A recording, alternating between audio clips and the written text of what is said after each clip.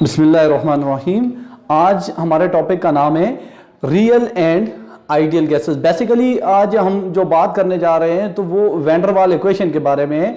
तो वैन वाल इक्वेशन को समझने के लिए सबसे पहले आपको रियल और आइडियल गैस के बारे में पता होना चाहिए। तो मैं रियल और आइडियल गैस के बारे में आपको थोड़ा सा बता के फिर यहां से हम मूव करेंगे वैन वाल इक्वेशन के तरफ। तो स्टार्ट करते हैं अपने टॉपिक को कि आइडियल गैस क्या होती है।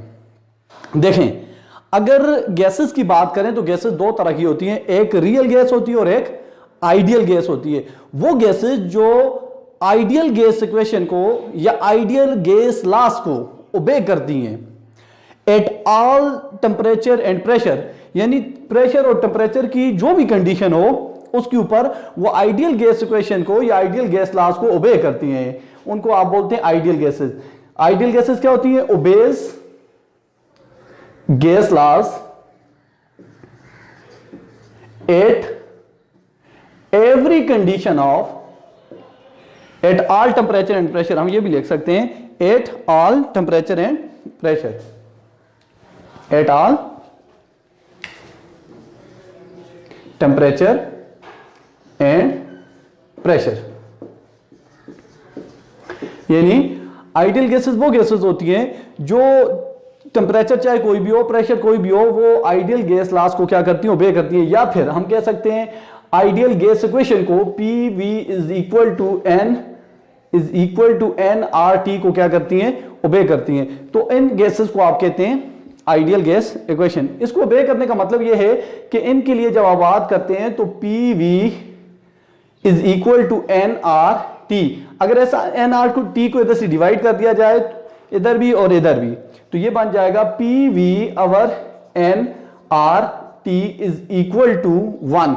यानी इसको हम Z का नाम दे देते हैं। क्या नाम दे देते हैं? Z का नाम देते हैं। और आइडियल गैस इक्वेशन के लिए Z की वैल्यू हमेशा क्या होगी? 1 होगी। आइडियल गैस इक्वेशन के लिए Z की वैल्यू क्या होगी? 1 होगी। यानी वो आइडियल गैस को, ideal gas equation PV is equal to nRT को क्या करती है? ओबे करती हैं, चाहे प्रेशर या टेम्परेचर कोई भी हो, लेकिन वो हर प्रेशर और टेम्परेचर के ऊपर आइडियल गैस इक्वेशन को क्या करें? ओबे करें। तो उनको हम कहते हैं वो कौन सी गैसेस हैं? आइडियल गैसेस है। Is it clear? और याद रखना है, आइडियल गैसेस जो भी होंगी उनके अंदर फोर्स ऑफ अट्रैक्शन नहीं होगी। No force of attraction, no force of attraction or repulsion,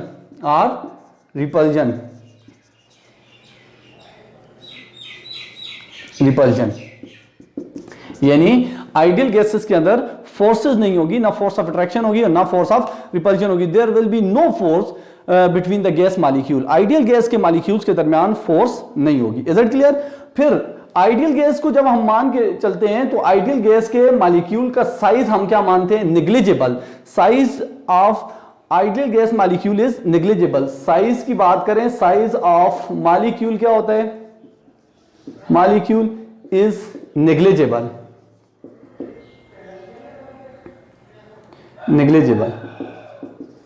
is it clear?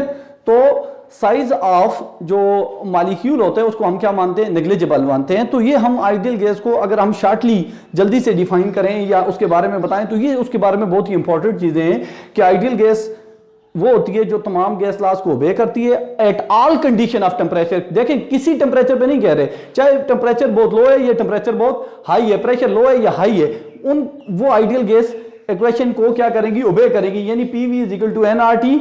PV और nRT की रेशियो निकालेंगे तो वो हमेशा 1 आएगी, जिसको हम Z को आप कंप्रेसिबिलिटी फैक्टर भी बोलते हैं। क्या बोलते हैं? Compressibility factor. तो इनका कंप्रेसिबिलिटी फैक्टर कितना होता है जी? Z जो होता है वो हमेशा 1 के बराबर होता है। कंप्रेसिबिलिटी फैक्टर यानी Z किसके बराबर होता है? 1 के बराबर होता है। ये आइडियल गैसेस होगी। Is it clear? Ideal gases के अंदर फोर्स ऑफ अट्रैक्शन या रिपल्शन यानी फोर्सेस 0 होती हैं और इनके मॉलिक्यूल का साइज क्या होता है? नेग्लिजिबल होता है। यानी आइडियल गैस की अगर बात करें तो ideal gas can never be liquefied, can never be liquefied, वो कभी भी लिक्विफाई नहीं हो सकती। अब इस बात को जरा सोचते हैं कि क्या कोई ऐसी गैस है? तो हम ये कहते हैं कि जितनी भी गैसेज हैं उनके अंदर फोर्स ऑफ अट्रैक्शन या रिपल्शन उनके मॉलिक्यूल्स के दरमियान होती है और उनके मॉलिक्यूल के साइज को हम नेग्लिजिबल नहीं मानते। तो इस वजह से दुनिया में कोई भी आइडियल गैस थ्योरेटिकली एग्जिस्ट करती है, प्रैक्टिकली आइडियल गैस एग्जिस्ट नहीं करती। तो अब आइडियल गैस जब एग्जिस्ट ही नहीं करती, क्यों? क्योंकि फोर्स ऑफ अट्रैक्शन या रिपल्शन फोर्सेस होती हैं, मॉलिक्यूल के दरमियान क्या होती हैं? फोर्सेस होती हैं। अगर कुछ कंडीशन ऐसी है जैसे लो टेम्परेचर और हाई प्रेशर है, लो टेम्परेचर और हाई प्रेशर है, तो गैस के मॉलिक्यूल के दरमियान ऑटोमेटिकली फोर्स ऑफ अट्रैक्शन या फोर्सेस आ जाती हैं। तो आप ये कहते हैं कि कोई भी गैस आइडियल गैस नहीं है, तो फिर गैसेस कैसी हैं? रियल गैसेस हैं। रियल गैसेस क्या होती हैं? जो गैस लॉज को ओबे नहीं करती एट अ वाइड रेंज, यानी हर टेम्परेचर और प्रेशर के ऊपर ये गैस लॉ को ओबे नहीं करती। हां, कोई ऐसी वैल्यू हो सकती है प्रेशर या टेम्परेचर के ऊपर जिसके ऊपर ये गैस लॉ को ओबे करे, लेकिन हर टेम्परेचर और प्रेशर के ऊपर ये गैस लॉ को ओबे नहीं करती। तो आप कहेंगे रियल गैसेस क्या है? Those gases which do not obey gas laws at all temperature and pressure, all temperature and pressure। is it clear कि हर टेम्परेचर और प्रेशर के ऊपर ये इसको ओबे नहीं करेंगी, यानी हर टेम्परेचर और प्रेशर की वैल्यू के ऊपर ये गैस लॉज को ओबे नहीं करेंगी। आइडियल गैस वाली क्या करती हैं? हर टेम्परेचर और प्रेशर के ऊपर गैस लॉ को क्या करती हैं? ओबे करती हैं। फिर दूसरी बात कि अगर हम ये कहते हैं कि PV is equal to nRT, ये आइडियल गैस इक्वेशन है, इसको क्या करती है? डू नॉट ओबे, यानी इसको ओबे नहीं करती, हर टेम्परेचर और प्रेशर के ऊपर इसको ओबे नहीं करती। यहां पर PV is equal to nRT, यानी PV अवर nRT की बात करते हैं, PV अवर nRT जिसको आप Z कहते थे, और वहां पर Z की वैल्यू क्या होती थी? 1 होती है। लेकिन इस केस में Z ग्रेटर देन 1 हो सकता है या Z लेस देन 1 हो सकता है, यानी हर टेम्परेचर और प्रेशर के ऊपर Z की वैल्यू 1 नहीं होगी। Is it clear? Real gases के लिए हर टेम्परेचर और प्रेशर के ऊपर Z की वैल्यू क्या 1 नहीं होगी, बल्कि Z ग्रेटर देन 1 या Z लेस देन 1 भी हो सकता है। Is it clear? फिर इसका मतलब यह है कि इनके दरमियान फोर्स ऑफ अट्रैक्शन होगी, फोर्स ऑफ अट्रैक्शन या रिपल्शन होगी, और इनके मॉलिक्यूल के साइज को भी नेग्लिजिबल हम नहीं कह सकते। इनके दरमियान फोर्स ऑफ अट्रैक्शन या रिपल्शन भी हो सकती है और इनके मॉलिक्यूल के साइज को आप नेग्लिजिबल नहीं कह सकते। रियल गैसेस की बात कर रहे हैं। Is it clear? फिर इसका मतलब यह है कि these gases are compressible, can be liquefied. इन गैसेस को आप लिक्विफाई भी कर सकती है, ये कंप्रेसिबल गैसेस भी आप इनको कह सकते हैं कि ये कंप्रेस भी हो सकती हैं। Is it clear? अब हम यहां से आगे बात करते हैं कि अगर ये जो आइडियल गैस है और ये जो रियल गैस है, रियल गैसेस अगर आइडियल गैस इक्वेशन को फॉलो नहीं करती तो क्यों नहीं करती? Is it clear? और ये कब आइडियल गैस को फॉलो करेगी? यानी रियल गैसेस जो आइडियल गैस से डिविएट करती हैं, वो डिविएशन या पॉजिटिव डिविएशन हो सकती है या नेगेटिव डिविएशन हो सकती है, और फिर हम देखेंगे कि ये डिविएशन करती क्यों है। और फिर रियल गैस इक्वेशन जो हम डिराइव करते हैं, या रियल स्टेट गैस इक्वेशन जो हम डिराइव करते हैं, वो कैसे डिराइव होती है ताकि रियल गैसेस उसको वाइड रेंज ऑफ टेम्परेचर और प्रेशर के ऊपर अप्लाई करेंगे। यानी वैन डर वाल इक्वेशन की तरफ हम जाएंगे कि इन चीजों को ऐसी इक्वेशन बनाई गई कि रियल गैसेस भी इसको वाइड रेंज ऑफ टेम्परेचर और प्रेशर के ऊपर अगर ओबे करें तो उस इक्वेशन का नाम है वैन डर वाल इक्वेशन। तो अब हम मूव करते हैं, देखते हैं कि पहले ये देखते हैं कि रियल गैसेस आइडियल गैसेस से डिविएट क्यों करती है। ठीक है, इसकी रीजन देखते हैं और फिर डिविएशन की टाइप। तो चलें अब मूव करते हैं यहां से आगे कि why the real gas deviate from the ideal gases. Real gases ideal gases से बिहेवियर से डिफरेंट बिहेवियर क्यों शो करती हैं? Is it clear? तो हमने ये कहा कि रियल गैसेस जो होती हैं वो आइडियल गैस से डिफरेंट बिहेवियर शो करती हैं, तो हम कहते हैं डेविएशन ऑफ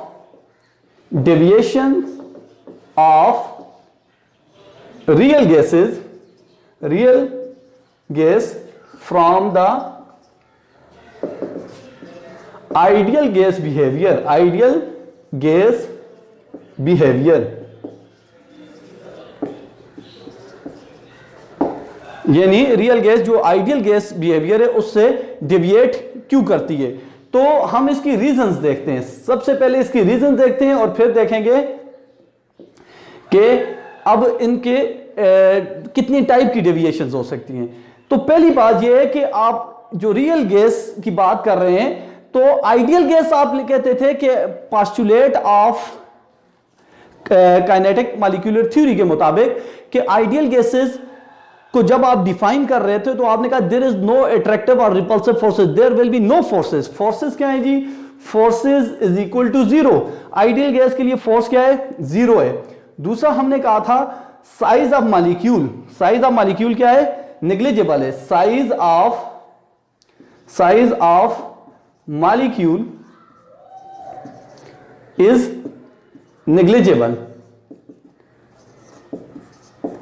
यानी मॉलिक्यूल का जो साइज है वो भी न होने के बराबर है। बेसिकली यहीं पे फर्क आ गया इन दो पोस्टुलेट के अंदर, क्योंकि हम जब बात करते हैं गैसेस की, जब हम प्रैक्टिकली उनको स्टडी करने की कोशिश करते हैं तो हम कहते हैं कि भाई गैसेस के अंदर तो अट्रैक्शन फोर्सेस भी होती हैं, और यानी गैसेस के अंदर फोर्सेस भी होती हैं, और साइज ऑफ जो गैस मॉलिक्यूल है हर कंडीशन के ऊपर आप इसको नेग्लिजिबल नहीं मान सकते।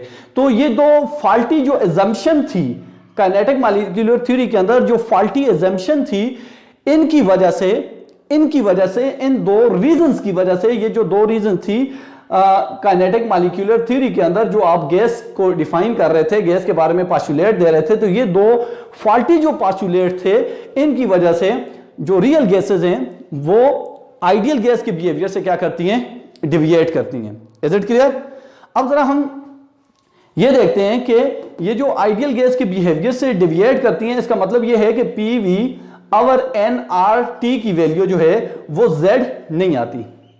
Is it clear? मैं इसको अभी डिटेल में भी एक्सप्लेन करता हूं कि आखिर इन दो को मैं थ्योरेटिकली भी एक्सप्लेन करता हूं कि कैसे ये मतलब इन दो पॉइंट को रियल गैस जो होती है वो ओबे नहीं कर रही। तो हम ये कह रहे हैं कि अब वो डिविएट जब करेगी तो फिर PV is equal to NRT, ये 1 नहीं आएगा। यानी कंप्रेसिबिलिटी फैक्टर की बात करते हैं, कंप्रेसिबिलिटी फैक्टर की बात करते हैं, तो कंप्रेसिबिलिटी फैक्टर की वैल्यू z क्या हो सकता है? ग्रेटर देन 1 हो सकता है। क्लियर? और z क्या हो सकता है? नंबर 1 z क्या हो सकता है? ग्रेटर देन 1 हो सकता है, और नंबर 2 क्या हो सकता है? z will be less than 1, यानी z 1 से ज्यादा हो सकता है या z 1 से कम हो सकता है। अब z को, कंप्रेसिबिलिटी फैक्टर को आप ऐसे भी कह सकते हैं कि z is equal to V real यानी real volume divided by V ideal volume, यानी वॉल्यूम ऑफ गैस जो रियल और आइडियल वॉल्यूम जो एज्यूम किया है, इससे भी आप कंप्रेसिबिलिटी फैक्टर z को फाइंड कर सकते हैं। अब यहां पर z ग्रेटर देन 1 का मतलब यह है, z ग्रेटर देन 1 का मतलब यह है कि V real is greater than V ideal. जब भी z की वैल्यू 1 से ग्रेटर होगी, जब भी z की वैल्यू क्या होगी? 1 से ग्रेटर होगी। हमने कहा रियल गैसेस के लिए ये वैल्यू हर टेम्परेचर और प्रेशर के ऊपर 1 नहीं आती, या 1 से कम हो सकती है या 1 से ज्यादा हो सकती है। तो कुछ चीजें आपको क्लियर होनी चाहिए कि जब भी z की वैल्यू आप कहते हैं कि 1 से ज्यादा होगी, इसका मतलब है z होता है V real divided by V ideal. तो V real volume is greater than the ideal volume. इससे अगर आपसे कोई क्वेश्चन पूछे कि z की वैल्यू कब ग्रेटर होगी 1 से, तो आप कहेंगे जब रियल वॉल्यूम क्या हो जाएगा? ज्यादा हो जाएगा आइडियल वॉल्यूम से। यानी जितना आप आइडियल वॉल्यूम उसको एज्यूम कर रहे थे, उससे वॉल्यूम क्या हो जाएगा? ज्यादा हो जाएगा। अगर ये बात है, तो अगर इस बात के ऊपर आप थोड़ा सा गौर करें तो वॉल्यूम कब इंक्रीज करता है? वॉल्यूम तब इंक्रीज करेगा जब फोर्सेस क्या होंगी? रिपल्सिव फोर्सेस होंगी। फोर्सेस क्या होंगी? रिपल्सिव फोर्सेस होंगी। Is it clear? फोर्सेस क्या होंगी? रिपल्सिव फोर्सेस होंगी। ठीक है, तो वी रियल क्या हो जाएगा? वी आइडियल से क्या हो जाएगा? ज्यादा हो जाएगा। और z लेस देन 1 का मतलब यह है कि v जो आइडियल है, v आइडियल जो है वो ग्रेटर है v रियल से। v आइडियल क्या है? v रियल से ज्यादा है। यानी रियल वॉल्यूम क्या हो गया? कम हो गया। वो कब होगा? जब अट्रैक्शन फोर्सेस होंगी और मॉलिक्यूल करीब आ जाएंगे, तो तब ये हो सकता है। तो फोर्सेस कैसे हो सकती हैं? अट्रैक्शन वाली फोर्सेस होंगी, यानी फोर्स ऑफ अट्रैक्शन होगी, अट्रैक्टिव फोर्सेस होंगी, फोर्स ऑफ अट्रैक्शन होगी। Is it clear? तो ये आपने अभी याद रखना है कि z की वैल्यू अगर ग्रेटर देन 1 होती है तो इसको आप बोलते हैं पॉजिटिव, क्या बोलते हैं, डेविएशन को क्या बोलेंगे, पॉजिटिव डेविएशन।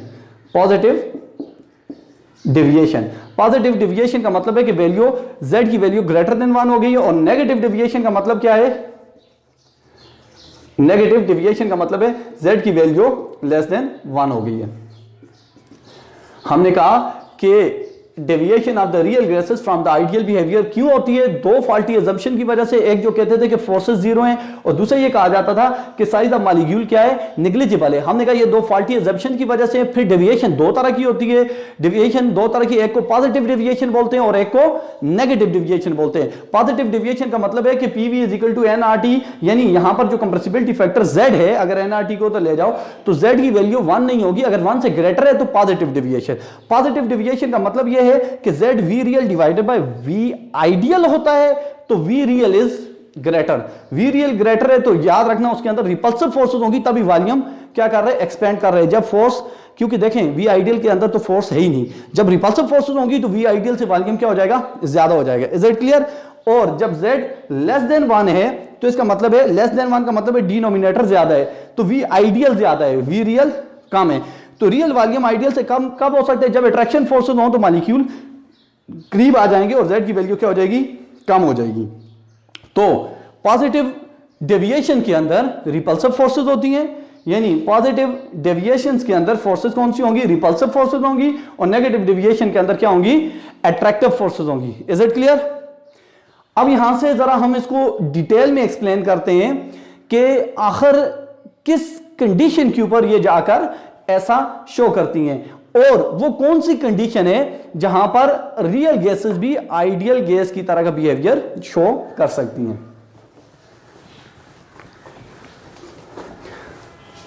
इसको हम अब जरा एक्सप्लेन करते हैं थ्योरेटिकली एग्जांपल्स के साथ।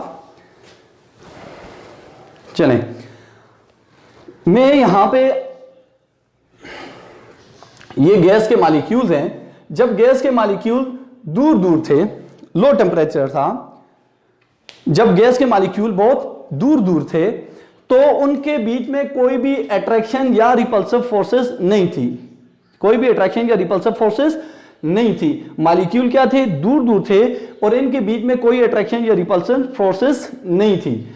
अब ये मॉलिक्यूल ए है, ये मॉलिक्यूल बी ले लेते हैं, ये दो मॉलिक्यूल हैं, ये जितने दूर दूर हैं इनके दरमियान कोई अट्रैक्शन या रिपल्सिव फोर्सेस नहीं है। जैसे ही आप इन मॉलिक्यूल को क्या करते हैं, करीब लाते हैं, करीब लाते हैं, तो इनके बीच में डिस्टेंस कम होता है और इनके बीच में फोर्स ऑफ अट्रैक्शन आनी शुरू हो जाती है। क्या आनी शुरू हो जाती है, फोर्स ऑफ अट्रैक्शन। अब मॉडरेटली हाई प्रेशर, यहां पर वेरी लो प्रेशर था, वेरी लो प्रेशर था, और यहां पर क्या है,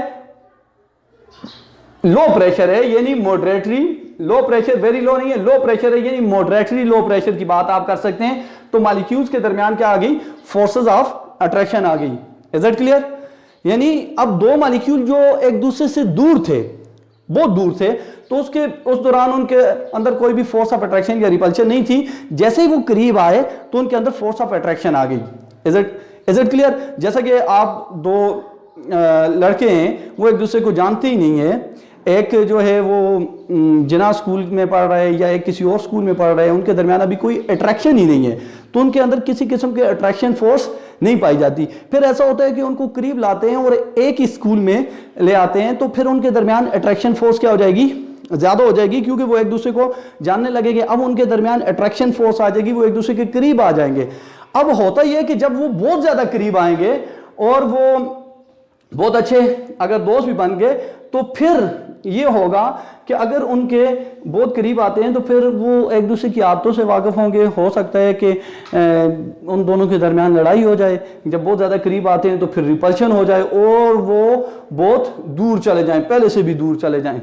इज इट क्लियर? तो हम ये कह सकते हैं कि फोर्स ऑफ अट्रैक्शन, अगर आप फोर्स ऑफ अट्रैक्शन की बात करें तो जब मॉलिक्यूल बहुत दूर होते हैं तो उनके अंदर फोर्स ऑफ अट्रैक्शन नहीं होती।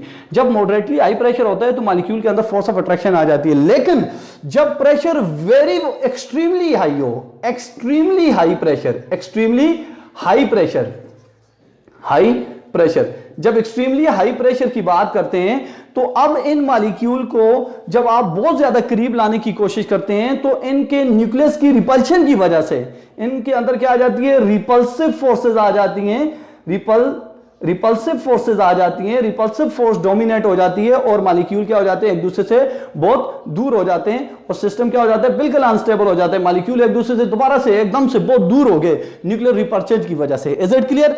तो पता ये चला कि अगर फोर्स ऑफ अट्रैक्शन की बात करें तो वो मॉडरेटली यानी लो प्रेशर या मॉडरेट प्रेशर के ऊपर उनके अंदर फोर्स ऑफ अट्रैक्शन होगी। लेकिन देखें, हम कहते हैं प्रेशर बढ़ाएंगे तो फोर्स ऑफ अट्रैक्शन बढ़ती है, लेकिन ये चीज समझना बहुत जरूरी है कि जब एक्सट्रीमली हाई प्रेशर होगा तो फिर उन मॉलिक्यूल के दरमियान फोर्स ऑफ रिपल्शन आ जाएगी, क्योंकि उनके न्यूक्लियस से एक दूसरे को क्या करना शुरू कर देंगे, रिपेल करना शुरू कर देंगे और मॉलिक्यूल एक दूसरे से क्या हो जाएंगे, दूर हो जाएंगे। मॉलिक्यूल एक दूसरे से क्या हो जाएंगे, दूर हो जाएंगे। तो सारी इस डिस्कशन में जरा आप गौर से देखें तो जब मॉलिक्यूल एक वेरी लो प्रेशर, जब बहुत ही लो प्रेशर था तो मॉलिक्यूल के दरमियान कोई फोर्स ऑफ अट्रैक्शन या रिपल्शन नहीं थी। तो यहां पर मॉलिक्यूल का जो यानी मॉलिक्यूल की वजह से जो गैस का वॉल्यूम था, इसको मैं कह देता हूं वी आइडियल। क्या कह देता हूं, वी आइडियल। इस वॉल्यूम को क्या कह देता हूं, V ideal. Are you getting me? इस वॉल्यूम को जो जब कोई भी फोर्स ऑफ अट्रैक्शन वगैरह नहीं थी मॉलिक्यूल्स के अंदर, तो उस वक्त उनका जो वॉल्यूम था उसको वी आइडियल कह देते हैं। क्या कह देते हैं, वी आइडियल कह देते। लेकिन जैसे ही मॉडरेट प्रेशर हुआ, थोड़ा सा प्रेशर ज्यादा किया, मॉलिक्यूल थोड़ा करीब आए तो इनके दरमियान फोर्स ऑफ अट्रैक्शन आ गई। पहले अगर इसका वॉल्यूम इतना है तो अब देखें ये वाला वॉल्यूम उसकी निस्बत क्या हो गया, अट्रैक्शन की वजह से उनका वॉल्यूम क्या हो गया, कम हो गया। जो भी वॉल्यूम है इसको वी रियल कहेंगे। क्या कहेंगे, वी रियल कहेंगे। Is it clear? अब यहां पर जब एक्सट्रीमली हाई प्रेशर हुआ तो रिपल्शन की वजह से मॉलिक्यूल बहुत ज्यादा दूर हो गए और इनका वॉल्यूम जो था, इनका जो वॉल्यूम था वो बहुत ज्यादा एक्सपेंड कर गया। अब ये जो वॉल्यूम है इसको भी वी रियल वॉल्यूम कहेंगे। क्या कहेंगे, वी रियल।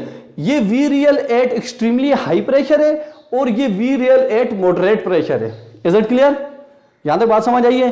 तो पता ये चला कि जब प्रेशर बहुत ज्यादा होता है या प्रेशर बहुत मॉडरेट प्रेशर होता है या प्रेशर बहुत ज्यादा होता है तो फिर जो गैसेस होती हैं वो आइडियल वॉल्यूम नहीं रखती, यानी आइडियल बिहेवियर अब वो शो नहीं करेंगी। तो आइडियल बिहेवियर कहां पे शो कर सकती हैं, वेरी लो प्रेशर के ऊपर। कहां पे शो कर सकती हैं, वेरी लो प्रेशर, यानी जहां पर फोर्स ऑफ अट्रैक्शन या रिपल्शन नहीं होगी वहां पर गैसेस आइडियल बिहेवियर के करीब करीब बिहेवियर शो करेंगी। तो आइडियल बिहेवियर, रियल गैस कब आइडियल बिहेवियर शो कर सकती है, at very low pressure, very low pressure and high temperature, high temperature. अगर प्रेशर बहुत लो है और टेम्परेचर ज्यादा है तो देखें टेम्परेचर ज्यादा होगा तो इंटरमॉलिक्यूलर फोर्सेस वीक होंगी और मॉलिक्यूल एक दूसरे से दूर जाने की कोशिश करेंगे, और प्रेशर लो होगा तो फिर भी मॉलिक्यूल के दरमियान फोर्स ऑफ अट्रैक्शन कम होगी और मॉलिक्यूल एक्सपेंड करेगा उनका वॉल्यूम। Is it clear? जब मॉलिक्यूल दूर होंगे दोनों कंडीशन पे तो उनके दरमियान forces of attraction is negligible हो जाती है, नियरली जीरो हो जाती है, इज नियरली जीरो हो जाती हैं। तो हम ये कह सकते हैं कि वहां पर गैस क्या शो करेगी, now gas show the ideal behaviour, now the real gas shows ideal behaviour. आपसे अगर कोई पूछे कि रियल गैस आइडियल बिहेवियर किस कंडीशन के ऊपर शो करेगी तो आप कहेंगे हाई टेम्परेचर और लो प्रेशर की वो कंडीशंस हैं जहां पर रियल गैस क्या करेंगी, आइडियल के करीब बिहेवियर शो करेंगी। और अगर टेम्परेचर प्रेशर बहुत ज्यादा हाई हो, ठीक है, और दूसरे लफ्जों में और दूसरा मॉडरेट प्रेशर के ऊपर आप बात करते हैं तो फिर वो आइडियल बिहेवियर से क्या करेंगी, डिविएट करेंगी। इसी तरह से लो टेम्परेचर के ऊपर भी गैसेस क्या करेंगी, आइडियल बिहेवियर से डिविएट करेंगी। Is it clear? Is it clear? क्यों? देखें जब फोर्स ऑफ अट्रैक्शन आ गई मॉलिक्यूल्स के अंदर तो फिर तो आपकी जो थ्योरी के पॉइंट था कि there will be no force of attraction between the molecule, वो पॉइंट ही गलत हो गया। तो फिर वो गैसेस आइडियल गैस इक्वेशन को कैसे ओबे कर सकती हैं? इसका मतलब यह है कि आइडियल गैस के अंदर करेक्शन की जरूरत है। उसकी वजह यह है कि वॉल्यूम एक जैसा नहीं रहता और दूसरा मॉलिक्यूल्स के दरमियान फोर्स ऑफ अट्रैक्शन भी आ रही है या फोर्स ऑफ रिपल्शन आ रही है, तो फोर्स की वजह से प्रेशर भी बेल्ट हो रहा है। तो इसका मतलब यह है कि आपको जो आइडियल गैस इक्वेशन है इसके अंदर आपको जो दो मॉडिफिकेशन चाहिए, एक प्रेशर करेक्शन की और एक वॉल्यूम करेक्शन की। तो अब हम ये कहते हैं कि अब रियल गैसेस, क्योंकि आइडियल गैस इक्वेशन को हर कंडीशन ऑफ टेम्परेचर और प्रेशर के ऊपर ओबे नहीं कर रही, तो फिर उनके लिए करेक्शन करके हम क्या करेंगे, एक नई इक्वेशन बनाते हैं जिसको नाम दिया है वैन डर वाल इक्वेशन है, जो सबसे पहले वैन डर वाल ने दी थी। किसने दी थी? वैन डर वाल। अब तो हम पढ़ेंगे अब वैन डर वाल इक्वेशन के बारे में कि वैन डर वाल इक्वेशन क्या है। उससे पहले एक चीज अपने पास नोट कर लें कि हमने कहा कि रियल गैसेस जो होती हैं, रियल गैसेस वो हाई टेम्परेचर और लो प्रेशर के ऊपर क्या करती हैं, आइडियल गैस की तरह का बिहेवियर शो करती हैं। तो रियल गैसेस जिस टेम्परेचर के ऊपर आइडियल गैस का बिहेवियर शो करती है, real gases behaves like the ideal gases, like the ideal gases at certain temperature. कोई टेम्परेचर है, एक स्पेसिफिक टेम्परेचर है कॉल्ड, उस टेम्परेचर को आप क्या कहेंगे, बॉयल्स टेम्परेचर। क्या कहेंगे? बॉयल्स टेम्परेचर, या इसको आप बॉयल्स पॉइंट भी कह सकते हैं। Is it clear? यानी वो टेम्परेचर, बॉयल्स टेम्परेचर क्या है, बॉयल्स टेम्परेचर क्या है, बॉयल्स टेम्परेचर वो है जहां पर रियल गैस आइडियल गैस की तरह बिहेवियर शो करेंगी। जैसा कि नाइट्रोजन की अगर बात कर लें तो आई थिंक इसके लिए जो बॉयल्स टेम्परेचर है वो 50 डिग्री है। यानी नाइट्रोजन गैस 50 डिग्री के राउंड अबाउट क्या करेगी, वो आइडियल गैस की तरह का बिहेवियर शो करेगी। Is it clear? और एक और चीज याद रखनी है कि ये जो बॉयल्स टेम्परेचर होता है, बॉयल्स टेम्परेचर होता है, तो इसको अगर आप फाइंड करना चाहें तो आप कह सकते हैं A divided by B R. ये A और B van der Waals equation के कांस्टेंट है जो अभी हम डिराइव करने वाले हैं, अभी हम उसको लिखेंगे। और R जो है वो रियल गैस कांस्टेंट है, यूनिवर्सल कांस्टेंट भी आप इसको कह सकते हैं। ये PV is equal to NRT में जो R है ये R की वैल्यू। Is it clear? तो अब हम बात करते हैं कि हमने ये देखा कि रियल गैस आइडियल गैस से क्यों डेविएट करती है। तो थोड़ा सा मैंने उसको एक्सप्लेन करने की कोशिश भी की कि जब आप, सिर्फ मैंने प्रेशर की एग्जांपल से बताई कि आप प्रेशर को जब चेंज करते हो तो एक वेरी लो प्रेशर के ऊपर तो कोई फोर्स ऑफ अट्रैक्शन नहीं है, मॉडरेट प्रेशर के ऊपर भी फोर्स ऑफ अट्रैक्शन आ जाती है, और वेरी एक्सट्रीमली हाई प्रेशर के ऊपर अब क्या हो जाता है, फोर्स ऑफ अट्रैक्शन बहुत ज्यादा हो जाती है, जिसकी वजह से हम ये कह रहे हैं कि मॉलिक्यूल का वॉल्यूम भी अफेक्ट हो रहा है और उनके दरमियान फोर्सेस भी अफेक्ट हो रही हैं। तो इसका मतलब ये है कि प्रैक्टिकली जब आप किसी गैस को लेते हैं तो इन दो अजम्पशन को वो गैस फॉलो नहीं करती, बल्कि इसको फॉलो करने में डिफिकल्टीज आती हैं। किस वजह से? वॉल्यूम और प्रेशर की वजह से। तो अब हम इनकी करेक्शन करते हैं और फिर वहीं से हम van der Waals equation derive कर लेंगे, यानी correction of ideal gas equation to form the van der Waals equation. अब यहां पर कौन सी करेक्शन चाहिए आपको?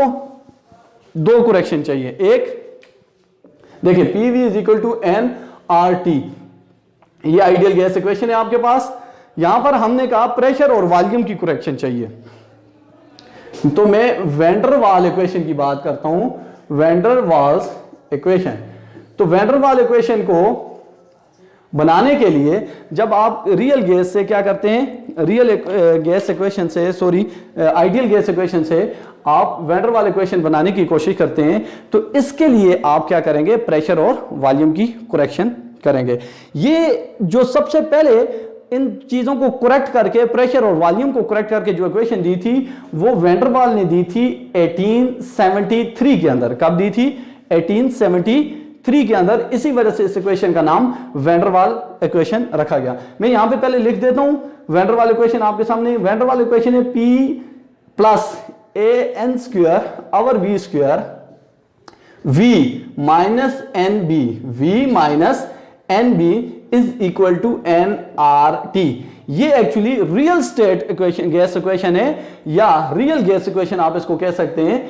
और अब हमने कहा था कि आइडियल गैसेस क्या करती हैं, आइडियल गैस इक्वेशन को R टेम्परेचर और प्रेशर के ऊपर ओबे करती हैं। तो रियल गैसेस इस इक्वेशन को वाइड रेंज ऑफ टेम्परेचर और प्रेशर के ऊपर क्या करेंगी, ओबे करेंगी। Is it clear?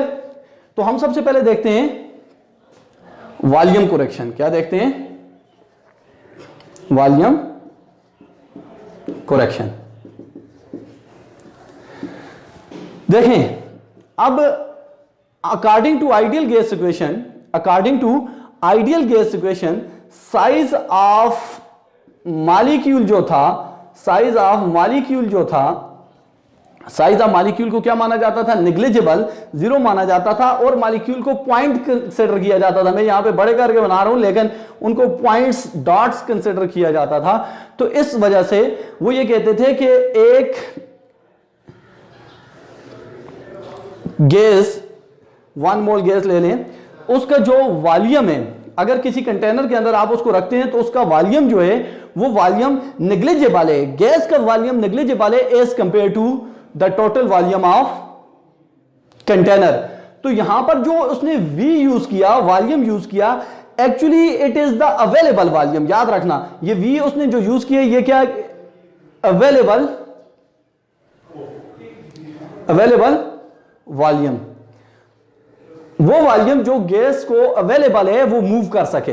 बात समझ आ रही है? PV is equal to NRT में जो वॉल्यूम उसने यूज किया है वो कौन सा है? Available volume. तो जब आप कहते हैं कि साइज ऑफ मॉलिक्यूल नेग्लिजिबल है, 1 मोल गैसेस जो इनके, अगर गैस को हम कहते हैं ये है ही नेग्लिजिबल है, तो इसको आप नेग्लिजिबल कंसिडर करेंगे तो इनको कितना वॉल्यूम यहां पर अवेलेबल है? तो जितना वॉल्यूम ऑफ कंटेनर है उतना ही अवेलेबल है ना। अगर साइज ऑफ मॉलिक्यूल नेग्लिजिबल है तो फिर वॉल्यूम ऑफ कंटेनर जो होगा वही वॉल्यूम अवेलेबल वॉल्यूम होगा। वॉल्यूम अवेलेबल V, ये जो V PV is equal to NRT का V है, बेसिकली ये V अवेलेबल है, यानी available volume for the gas to move. तो वो किसके बराबर होगा? V of container, V container के बराबर होगा। लेकिन अब मसला यहां पर है कि साइज ऑफ मॉलिक्यूल नेग्लिजिबल नहीं है। अब मॉलिक्यूल को हम जो है वो रिजिड स्फीयर मानते हैं। मॉलिक्यूल स्फेरिकल फॉर्म में होता है, रिजिड स्फीयर की फॉर्म में होता है। तो इसका मतलब ये हुआ कि उसका जो वॉल्यूम है वो नेग्लिजिबल नहीं है। Is it clear? तो अब इसका वॉल्यूम अगर नेग्लिजिबल नहीं है तो मॉलिक्यूल क्या करेंगे? कुछ ना कुछ जगह घेरेंगे जब, तो अब अगर ये जो इन्होंने जगह घेरी, इसको मैं B कह देता हूं। क्या कह देता हूं? सॉरी, अगर इन्होंने कुछ जगह घेरी है, अब मैं ये कहता हूं कि अब जो यहां पर अवेलेबल वॉल्यूम है इन मॉलिक्यूल्स को वो कितने है? अगर टोटल वॉल्यूम था V, तो V में से आप B को माइनस करेंगे। ये जो वॉल्यूम ऑक्युपाई किया है ये 1 मोल ऑफ गैस ने किया है। अगर N हम ये कह रहे हैं कि तो अवेलेबल वॉल्यूम जो अब गैस को यहां पर जो V is equal to V of container था, क्योंकि इनका अपना साइज कुछ भी नहीं था, तो अब इनका साइज है, तो जिसकी वजह से इन्होंने कुछ जगह ऑक्युपाई कर ली, तो बाकी जो रिमेनिंग जगह है वो अब इनके लिए अवेलेबल है जिसमें ये मूव कर सकते हैं। तो available volume in this case क्या हो जाएगा? V इज इक्वल टू, जो सही वॉल्यूम है वो किसके बराबर आएगा? V minus B। V minus, यानी इस पूरे कंटेनर के वॉल्यूम को अगर आपने V कहा, तो अब रियल वॉल्यूम क्या आ जाएगा कि इस V में से इस गैस के वॉल्यूम को बीच में से एक्सक्लूड कर दिया जाए। ये एक्सक्लूडेड वॉल्यूम आ गया। B क्या आ गया? एक्सक्लूडेड वॉल्यूम, एक्सक्लूडेड वॉल्यूम,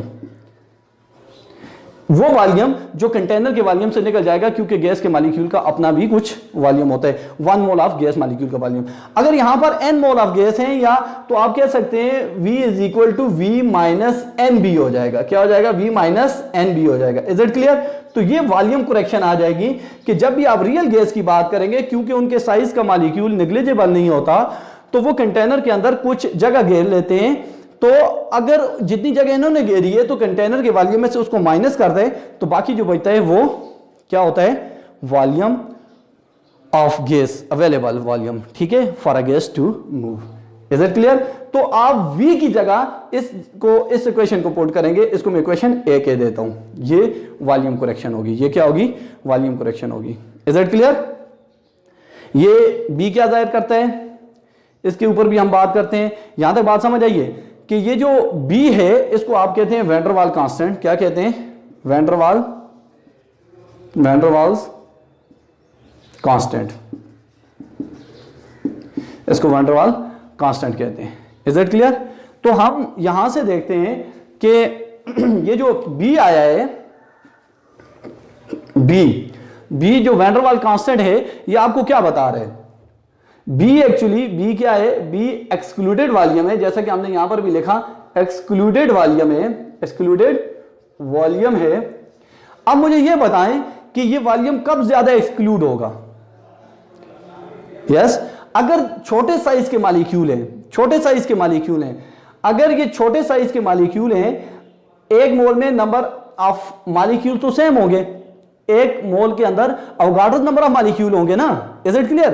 तो आप ये कहते हैं कि अगर मॉलिक्यूल का साइज छोटा है तो एक मोल के अंदर वो कम जगह घेरेंगे, और अगर मॉलिक्यूल बड़े साइज के हैं तो एक ही मोल के अंदर वो ज्यादा जगह घेरेंगे। यानी एक्सक्लूडेड वॉल्यूम जो बी है, एक्चुअली ये आपको रिप्रेजेंट कर रहा है size of molecules, size of molecules of gas. Gas के मॉलिक्यूल का साइज रिप्रेजेंट कर रहा है। क्या रिप्रेजेंट कर रहा है? गैस के मॉलिक्यूल का साइज रिप्रेजेंट कर रहा है। और यहां पर आप बात आपको क्लियर होनी चाहिए कि आइडियल गैस ने आपने कहा था साइज होता ही नहीं है, तो इसका मतलब है greater the value of B, B की जितनी वैल्यू ज्यादा होगी और उतना ही रियल बिहेवियर ज्यादा होगा, उतनी ही डेविएशन ज्यादा होगी। तो बी को हमने कहा कि बी साइज ऑफ मॉलिक्यूल को रिप्रेजेंट करता है। तो बी की वैल्यू अगर आप देखना चाहें तो बी की वैल्यू होती है 4 टाइम द वॉल्यूम ऑफ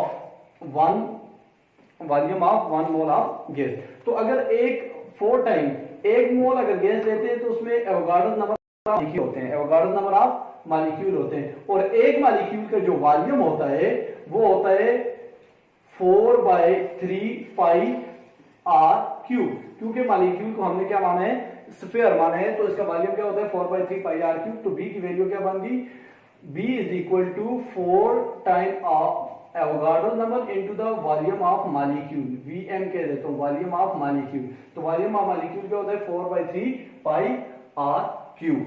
तो हम ये कह सकते हैं कि जितनी B की वैल्यू ज्यादा होगी उतना ही गैस रियल बिहेवियर शो करेगी और उतना ही ये आइडियल बिहेवियर से क्या करेगी? डिविएट करेगी। Is it clear? For example अगर आपसे कहा जाता है कि फ्लोरीन गैस है, क्लोरीन गैस है, आयोडीन है, फ्लोरीन है, क्लोरीन है, इन दोनों से अगर आपसे पूछा जाता है कि किसका आइडियल बिहेवियर ज्यादा होगा या कौन सी गैस जो है आइडियल बिहेवियर शो करेगी, तो आप यहां पर इनके साइज को देख सकते हैं। देखें साइज, एक गैस है फ्लोरीन और दूसरी क्या है? ब्रोमीन। तो फ्लोरीन का साइज क्लोरीन से क्या है? कम है। यानी बी की वैल्यू को चेक करें तो बी की वैल्यू किसके लिए ज्यादा होगी? फ्लोरीन की ज्यादा है या क्लोरीन की ज्यादा है? तो आप कहेंगे बी की वैल्यू जो क्लोरीन के लिए वो ग्रेटर होगी किससे? फ्लोरीन वाली से। B for fluorine. क्यों? इसका साइज छोटा है, और बी फॉर क्लोरीन ज्यादा होगा क्योंकि क्लोरीन का क्या? साइज बड़ा है। तो बी आपको साइज ऑफ मॉलिक्यूल के बारे में बता रहा होता है। इसी तरह से अगर आपसे कोई कहता है कि हीलियम है, नियॉन है, आर्गॉन है, इनमें से कौन सी गैस ज्यादा आइडियल बिहेवियर शो करेगी, तो आप बी की वैल्यू को देख लें। बी की वैल्यू किसके लिए ज्यादा है? आप ग्रुप नंबर 8 है ये, डाउन द ग्रुप मूव करते हैं तो नंबर ऑफ शेल ज्यादा होते हैं, तो साइज बढ़ता जा रहा है। हीलियम से नियॉन का साइज ज्यादा, नियॉन से आर्गॉन का साइज ज्यादा, यानी साइज ज्यादा तो बी की वैल्यू ज्यादा। यानी आर्गॉन के लिए बी की वैल्यू ज्यादा है नियॉन से, और नियॉन की ज्यादा है हीलियम से। सबसे कम वैल्यू बी की किसके लिए आ गई? हीलियम के लिए। तो हीलियम मोर आइडियल बिहेवियर शो करेगी, जबकि आर्गॉन बहुत ज्यादा डेविएशन शो करेगी। यानी बी की वैल्यू ज्यादा होगी तो deviation from the ideal behaviour ज्यादा होगी। ये चीज आपने ध्यान में रखनी। अब हम मूव करते हैं प्रेशर करेक्शन की तरफ, के प्रेशर को कैसे करेक्ट किया जाए। वॉल्यूम करेक्शन से हमारे पास जो वॉल्यूम की वैल्यू आई है वो आई है V माइनस एन बी। इसको अगर हमने इक्वेशन ए कह दिया, ठीक है। अब हम बात करते हैं प्रेशर करेक्शन की। प्रेशर करेक्शन,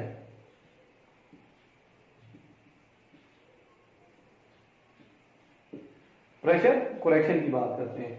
तो प्रेशर करेक्शन में मैं PV is equal to nRT, यहां पर एक्चुअली ये जो प्रेशर है, ये प्रेशर जो स्ट्राइकिंग प्रेशर ऑफ मॉलिक्यूल है उसको कहते हैं। यानी मॉलिक्यूल जितनी फोर्स से आकर वॉल ऑफ कंटेनर के साथ स्ट्राइक करता है और वहां पर जब वो फोर्स एक्सर्ट करता है, और फोर्स पर यूनिट एरिया को क्या कहते हैं? प्रेशर कहते हैं। ये कौन सी है? स्ट्राइकिंग फोर्स ऑफ मॉलिक्यूल, यानी ये मॉलिक्यूल है कंटेनर के अंदर, तो ये मॉलिक्यूल जब आके इधर स्ट्राइक करता है तो इसकी वजह से यहां पर कुछ फोर्स लगाता है, उस फोर्स पर यूनिट एरिया को हम क्या कहते हैं?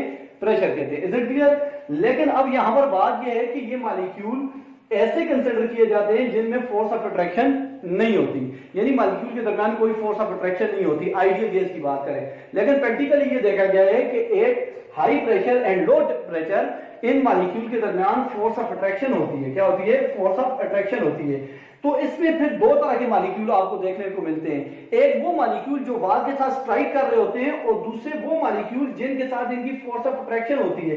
तो उनके साथ फोर्स ऑफ अट्रैक्शन की वजह से ये मॉलिक्यूल फ्रीली जाके स्ट्राइक नहीं कर सकता। अगर इस मॉलिक्यूल को मैं ए कह दूं, स्ट्राइकिंग मॉलिक्यूल को ए टाइप ऑफ मॉलिक्यूल कह दूं, तो इनकी जिन मॉलिक्यूल के साथ फोर्स ऑफ अट्रैक्शन है जो इसको रोक रहे हैं, इनको मैं बी टाइप ऑफ मॉलिक्यूल कह दूं, तो ए मॉलिक्यूल की बी के साथ जो फोर्स ऑफ अट्रैक्शन है जिसकी वजह से ये स्ट्राइक उतनी फोर्स के साथ वाल के ऊपर नहीं कर रहा है, जिसकी वजह से रिजल्टिंग फोर्स क्या होगी? कम होगी, यानी प्रेशर कम हो जाएगा। तो इसका मतलब यह है कि हमें प्रेशर को करेक्ट करने की जरूरत है। तो प्रेशर करेक्शन क्या होगी? यानी जो प्रेशर बीच में से कम हुआ वो किस वजह से कम हुआ? जितनी ज्यादा अट्रैक्शन फोर्स होगी उतना ज्यादा प्रेशर कम हो जाएगा। इसका मतलब यह हुआ कि ये जो प्रेशर है, जो यहां पर जो फोर्स ऑफ अट्रैक्शन, जो स्ट्राइकिंग फोर्स ऑफ अट्रैक्शन की वजह से आ रहा है, उसके साथ अगर ये जो फोर्स ऑफ अट्रैक्शन जो मॉलिक्यूल के दरमियान है, जिसकी वजह से वो प्रेशर कम हो रहा है, अगर इसको मैं ये कह दूं कि जो स्ट्राइकिंग प्रेशर है इसको मैं प्रेशर एक्सटर्नल कह दूं समझने के लिए, और जो मॉलिक्यूल के दरमियान फोर्स की वजह से जो प्रेशर वहां पे लॉस हो रहा है उसको अगर मैं इंटरनल प्रेशर कह दूं, अगर इन दोनों को आप जमा कर दें तो ये आपके पास ओरिजिनल जो प्रेशर, जो आइडियल गैस का प्रेशर है उसके बराबर आना चाहिए, उसके बराबर आ जाएगा। तो अब यहां पर एक्सटर्नल प्रेशर तो हमने कहा पी कह दें इसको, जो फोर्स ऑफ स्ट्राइकिंग फोर्स के साथ है। अब जो इंटरनल प्रेशर है वो किसके ऊपर डिपेंड कर रहा है? वो इंटरनल मॉलिक्यूलर फोर्सेस के ऊपर डिपेंड कर रहा है, यानी वो उनकी फोर्स ऑफ अट्रैक्शन के ऊपर डिपेंड कर रहे हैं। और यहां पर मॉलिक्यूल दो तरह के हैं। देखिए, जो स्ट्राइकिंग मॉलिक्यूल है, लेट्स सपोज अगर ये मॉलिक्यूल अब स्ट्राइक कर रहे हैं तो ये सारे अगर इसको रोक रहे हैं तो ये ए बन जाएगा और ये मॉलिक्यूल क्या बन जाएंगे? बी बन जाएंगे। यानी पूरे जो गैस का कंटेनर उसमें दो ही तरह के मॉलिक्यूल होते हैं, एक वो जो वाल के साथ स्ट्राइक कर रहे होते हैं, और दूसरे बल्क वाले जो उनके फोर्स ऑफ अट्रैक्शन की वजह से उनको स्ट्राइकिंग नहीं करने दे रहे होते। तो इसका मतलब ये हुआ कि ए और बी टाइप ऑफ मॉलिक्यूल की जो कंसंट्रेशन है, इज इट क्लियर? ए और बी टाइप ऑफ मॉलिक्यूल की जो कंसंट्रेशन है, अगर वो ज्यादा होगी तो उनके दरमियान अट्रैक्शन फोर्सेस ज्यादा होंगे और इंटरनल प्रेशर ज्यादा होगा। यानी इंटरनल प्रेशर किसके ऊपर डायरेक्टली किसके ऊपर डायरेक्टली डिपेंड करता है? Internal pressure is directly proportional to the concentration of A type of molecule into concentration of B. Concentration of A type of molecule और concentration of B type of molecule के ऊपर depend करता है। यानी अगर concentration की बात करो तो मोल पर यूनिट वॉल्यूम होता है, यानी N divided by V, N divided by V of A molecule और N divided by V of B molecule। तो ये हमारे पास जो इक्वेशन बनेगी, internal pressure is equal to N into N square over V square. ये हमारे पास इक्वेशन बनी कि internal pressure is directly proportional to N square over V square. यहां पर N by V concentration of A type of molecule और N by V concentration of B type of molecule, इनके ऊपर डायरेक्टली डिपेंड करता है internal pressure. अगर इसको proportionality को आप इक्वालिटी में बदलते हैं तो आप इसको ऐसे लिख सकते हैं कि internal pressure is equal to, यहां पे कांस्टेंट A लगा देते हैं, A N square over V square. ये A जो है यहां पर A क्या है जी? A is equal to van der Waals constant, A is equal to van der Waals constant. A जो है वो वैन डर वाल कांस्टेंट है। Is it clear? तो हमारे पास ये प्रेशर करेक्शन आ गई। अगर ये वो प्रेशर है, यानी ये concentration of molecule of A और B को हमने क्या किया? मल्टीप्लाई किया और फिर प्रोपोर्शनलिटी की इक्वालिटी में बदलने के लिए एक कांस्टेंट लगाया। अगर इस प्रेशर को जो रियल गैस का प्रेशर आ रहा है उसमें ऐड कर दिया जाए तो हमारे पास ये करेक्ट हो जाएगा और ये प्रेशर फिर आइडियल गैस के बराबर आ जाएगा। यानी अब प्रेशर की ये जो वैल्यू है इसको उठा के यहां पर पुट करें, जो टोटल प्रेशर आ जाएगा P P एक्सटर्नल जो प्रेशर स्ट्राइकिंग प्रेशर था प्लस जो इंटरनल प्रेशर जाया हो रहा था A N our V square, अगर ये इसको अंदर ऐड कर दिया जाए तो यही प्रेशर करेक्शन है। अब इस प्रेशर की वैल्यू को उठाकर आप PV is equal to nRT में P की जगह पुट कर दें और वॉल्यूम की वैल्यू को उठाकर V की जगह पुट कर दें तो आपके पास क्या बन जाएगी, वैन डर वाल इक्वेशन है। मैं आपको यहां पर ये करके दिखाता हूं, यानी हमारे पास जो आइडियल गैस इक्वेशन है PV is equal to nRT, यहां पर प्रेशर अब जो करेक्शन के बाद हमारे पास आया उसकी वैल्यू है P is equal to A n square over V square, is it clear. और वॉल्यूम की जो वैल्यू है ये वो क्या है, V minus n NB excluded volume is equal to nRT। ये आपके पास आ गई वैन डर वाल इक्वेशन, ये आपके पास क्या आ गई, van der Waals equation, is it clear. अब जरा हम ये देखते हैं कि A की वैल्यू क्या बताती है।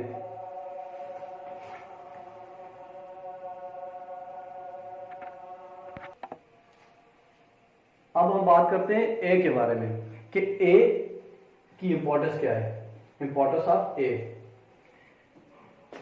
Importance of A। अगर A की बात करते हैं और A और B van der Waals constant है, B के बारे में हमने डिटेल में बात की कि ये साइज ऑफ मॉलिक्यूल को रिप्रेजेंट करते हैं, बेसिकली ये एक्सक्लूडेड वॉल्यूम होते हैं। तो A की बात करते हैं तो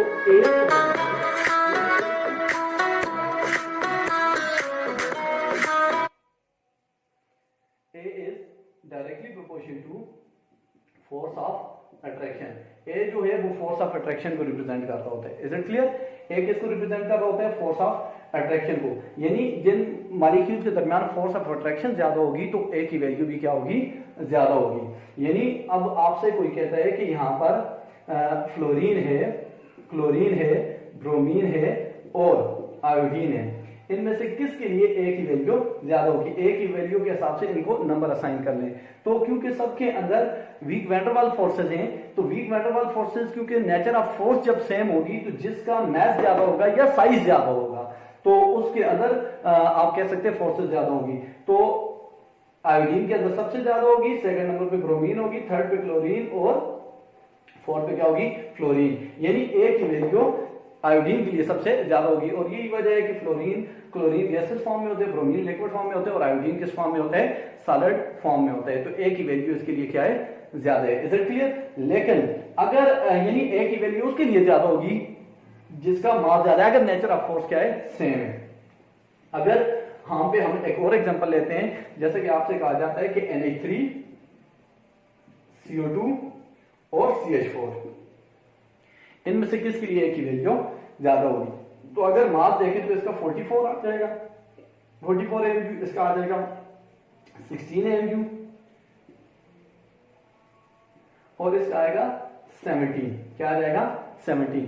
तो अगर मास के हिसाब से देखें तो पहला नंबर इसका आना चाहिए, फिर इसका आना चाहिए, फिर इसका। लेकिन यहां पर आप देखें कि अमोनिया के अंदर हाइड्रोजन बॉन्डिंग होती है जिसकी वजह से फोर्स ऑफ अट्रैक्शन अमोनिया की सबसे ज्यादा होती है। तो A की वैल्यू अमोनिया के लिए सबसे ज्यादा होगी, फिर उसके बाद सेकंड नंबर पे किसके लिए होगी, कार्बन डाइऑक्साइड के लिए, और थर्ड किसके लिए होगी, मीथेन के लिए।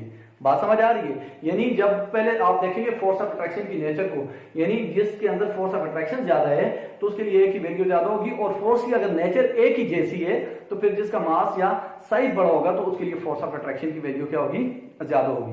तो ये आपको A रिप्रेजेंट करता है। अब यहां से हम बात कर लेते हैं A और B के यूनिट के ऊपर, और फिर डेविएशन में जो हमने फैक्टर Z कहा था उसके ऊपर थोड़ी सी बात और करके इसको खत्म करते हैं। अब हमने कहा ये जो हमारे पास इक्वेशन आई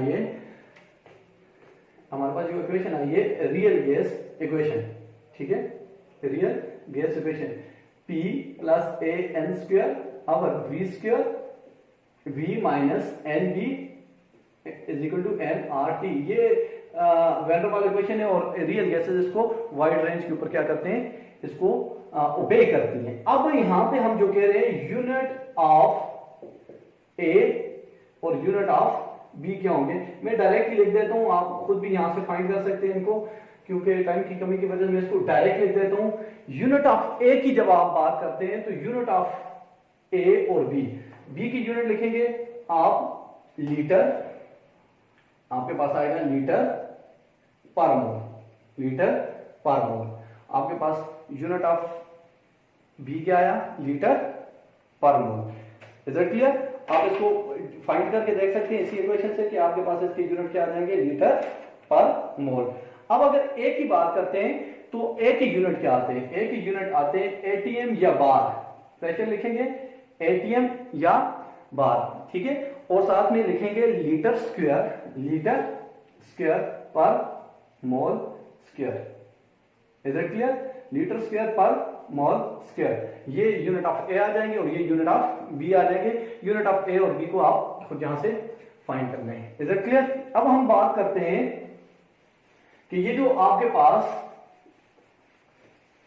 वैन डर वाल्स इक्वेशन है, इसके जरिए आप जरा जो डेविएशन है उसको एक्सप्लेन करने की कोशिश करें, पॉजिटिव और नेगेटिव डेविएशन को। यानी आपसे अगर कोई कहता है कि जी आपके पास डेविएशन दो तरह की आई थी, डेविएशन आई थी, एक थी पॉजिटिव डेविएशन, एक क्या थी, पॉजिटिव डेविएशन, डेविएशन, और दूसरी थी negative deviation. Is it clear? एक थी पॉजिटिव डेविएशन और दूसरी आपके पास क्या थी, नेगेटिव डेविएशन। अब बात करते हैं जरा पॉजिटिव डेविएशन में। हमने कहा था z की जो वैल्यू होती है वो ग्रेटर देन 1 होती है। तो अगर आपसे कोई कहता है कि z की वैल्यू जो ग्रेटर देन 1 होती है वो क्या है, मतलब एग्जैक्ट वैल्यू आप कैसे फाइंड कर सकते हैं, और वो कब आती है? हमने कहा था z जो होता है z is equal to v real divided by v ideal होता है। z की वैल्यू ग्रेटर देन 1 होने का मतलब यह है कि v रियल ज्यादा है v आइडियल से, और गैस का वॉल्यूम आइडियल वॉल्यूम से अगर ज्यादा हो रहा है तो इसका मतलब यह है कि यहां पर फोर्सेस कौन सी है, रिपल्सिव फोर्सेस है, रिपल्सिव फोर्सेस है। तो हमने जो मॉलिक्यूल की एग्जांपल ली थी, तो एक्सट्रीमली हाई प्रेशर के ऊपर जब न्यूक्लियस एक दूसरे को क्या करते हैं, रिपेल करते हैं, तो तब वॉल्यूम क्या हो सकता है, आइडियल वॉल्यूम से इंक्रीज कर सकते हैं। इसका मतलब यह है कि वहां पर क्या है, ये एक्सट्रीमली हाई प्रेशर का गैस है, एक्सट्रीमली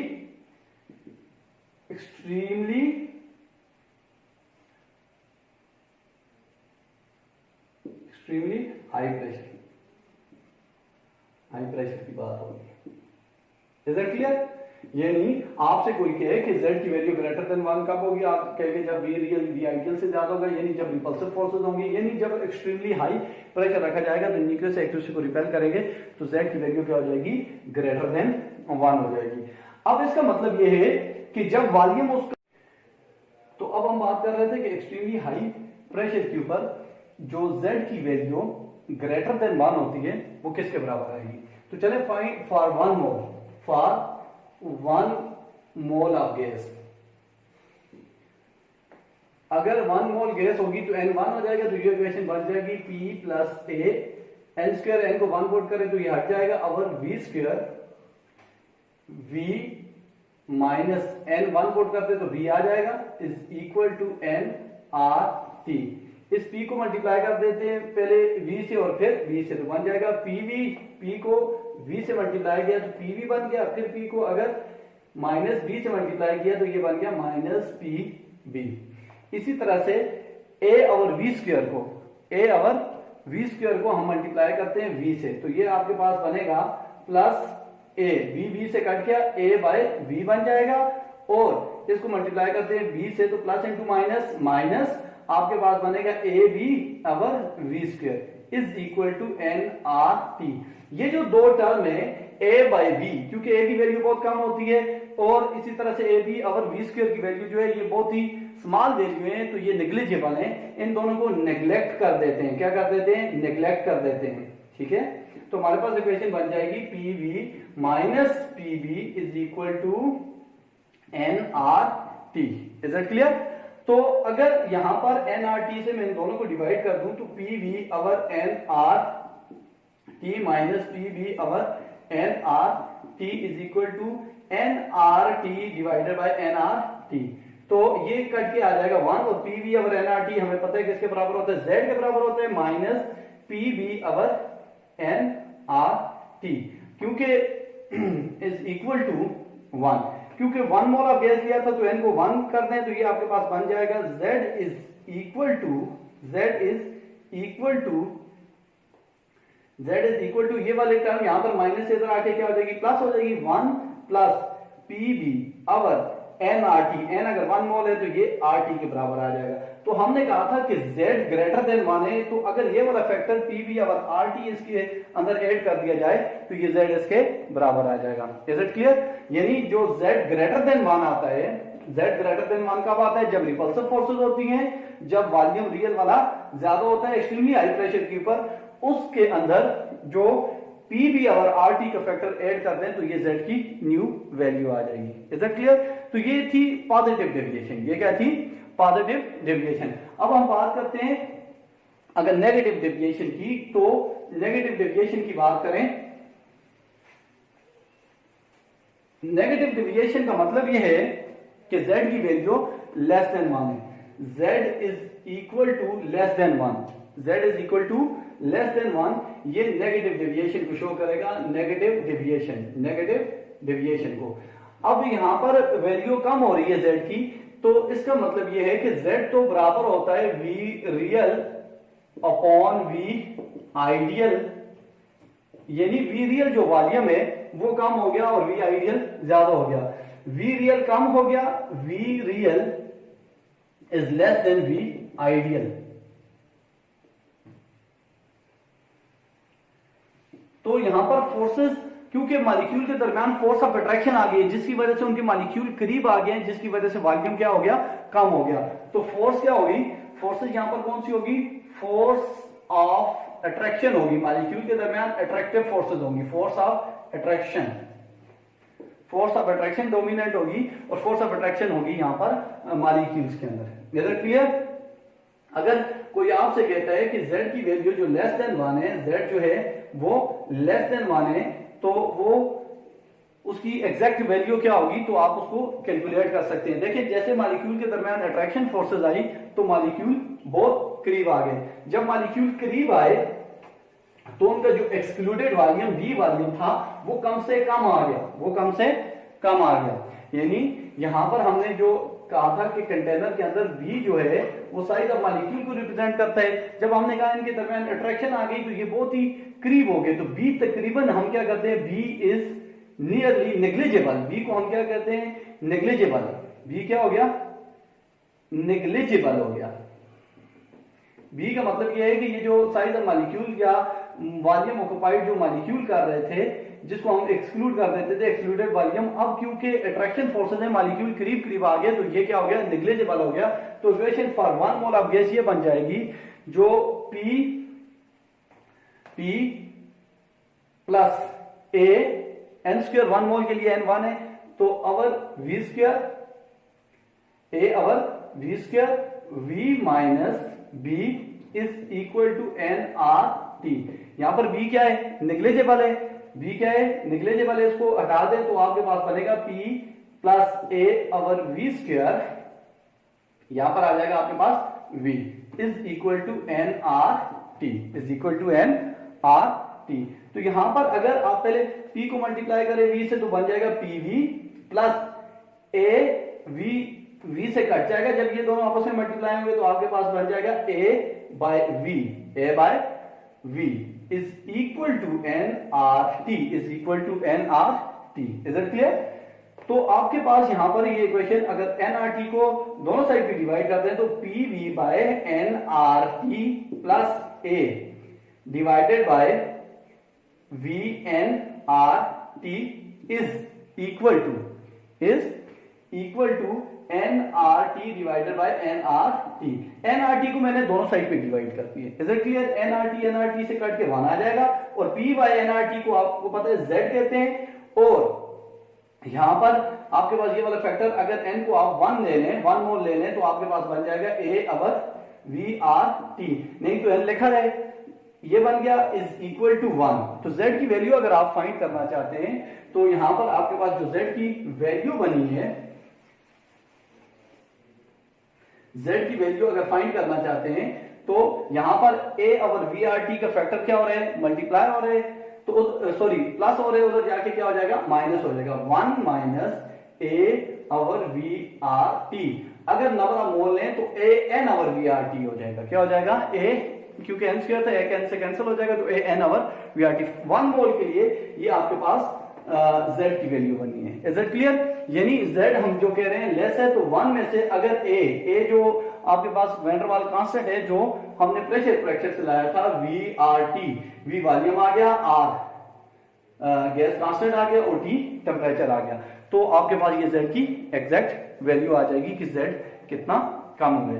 तो इसके लास्ट में हम ये देखते हैं कि वैन डर वाल इक्वेशन जो हमने पढ़ी है, तो वैन डर वाल इक्वेशन की लिमिटेशन क्या है? देखिए ये बताती क्या है, हमने कहा जी ये इससे आप टी बॉयल्स टेम्परेचर को कैलकुलेट करने में मदद देती है, या आपको रियल गैस की डेविएशन के बारे में बताती है, लेकिन इसकी कुछ लिमिटेशन है। तो मैं 2 लिमिटेशन इसकी डिस्कस कर देता हूं। Limitation of van der Waals equation. Van der Waals equation की बात करें तो इसकी लिमिटेशन क्या है? नंबर 1 कि ये आपको जो डेविएशन बता रही है, to high pressure, to high, ठीक है, डेविएशन जो गैस शो करती है, to high pressure and to low temperature. जब टेम्परेचर बहुत लो होगा और प्रेशर बहुत हाई होगा, तो गैस जो डेविएशन शो करती है वही आप वैन डर वाल इक्वेशन के जरिए फाइंड कर सकते हैं। तो ये टू हाई प्रेशर और टू लो टेम्परेचर के ऊपर ही सिर्फ डेविएशन को शो करती है। एक दूसरी जो है कि ये ए और बी की जो वैल्यू है, value of A and D की जो वैल्यू है, ये ए और बी जो वैन डर वाल कांस्टेंट है, ये through out wide range of temperature, for wide range of temperature and pressure। अगर ए और बी की वैल्यू देखें for wide range of temperature and pressure, they are not constant, इनकी value constant नहीं रहती। Wide range of temperature and pressure, कुछ certain range of temperature और pressure के ऊपर ही इनकी वैल्यू कांस्टेंट रहती है। यानी वाइड रेंज ऑफ टेम्परेचर और प्रेशर के ऊपर इनकी वैल्यू कांस्टेंट नहीं रहती। तो ये थी वैन डर वाल इक्वेशन की लिमिटेशन थी। Is it clear? अब इस सारे के बाद आप ये बता सकते हैं कि जो रियल गैसेस होती हैं वो आइडियल गैस इक्वेशन से इस वजह से डिविएट करती हैं क्योंकि जो आइडियल गैस डिराइव की गई है, आइडियल गैस इक्वेशन डिराइव की गई है, वो काइनेटिक मॉलिक्यूलर थ्योरी से जो 2 फॉल्टी अजम्पशन थी कि एक मॉलिक्यूल के जो साइज को नेग्लिजिबल माना गया है और दूसरों के दरमियान फोर्सेस को नहीं माना गया, ये 2 पॉइंट फॉल्टी थे। इसकी वजह से जो रियल गैसेस है वो उससे डिविएट करती हैं। Is it clear? होपफुली ये आपको समझ आया होगा और इससे रिलेटेड जितने भी एमसीक्यूज हैं आप इसको सॉल्व करें।